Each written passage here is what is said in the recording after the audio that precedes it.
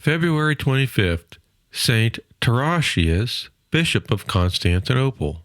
Tarasius was born in Constantinople about the middle of the 8th century of a noble family. His mother brought him up in the practice of most eminent virtues. By his talents and virtue he gained the esteem of all, and was raised to the greatest honors of the empire, being made consul and afterwards first secretary of state to the Emperor Constantine and the Empress Irene, his mother. In the midst of the court and in the highest honors, he led a life like that of a religious man. Paul, Patriarch of Constantinople, the third of that name, though he had conformed in some respects to the then reigning heresy, had several good qualities, and was not only beloved by the people for his charity to the poor, but highly esteemed by the whole court for his great prudence. Touched with remorse, he quitted the patriarchal see and put on a religious habit in the monastery of Flores in Constantinople. Tarasius was chosen to succeed him by the unanimous consent of the court, clergy, and people. Finding it in vain to oppose his election, he declared that he would not in conscience accept the government of a see which had been cut off from the Catholic communion,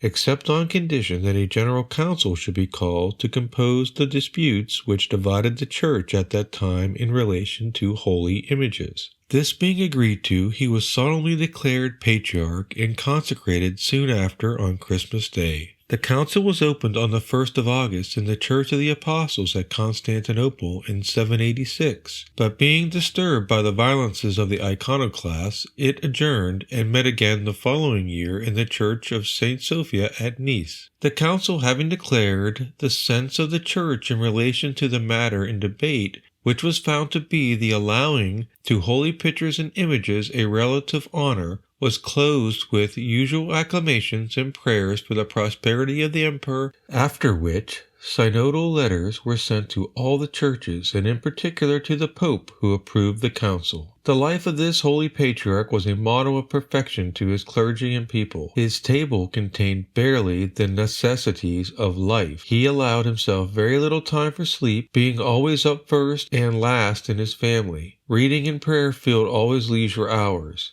The emperor, having become enamored of Theodota, a maid of honor to his wife, Empress Mary, was resolved to divorce Mary. He used all his efforts to gain the patriarch over to his desires, but Saint Tarasius resolutely refused to countenance the iniquity. The holy man gave up his soul to God in peace on the 25th of February in the year 806, after having sat 21 years and 2 months. The highest praise which Scripture pronounces on the holy man Job is comprised in these words: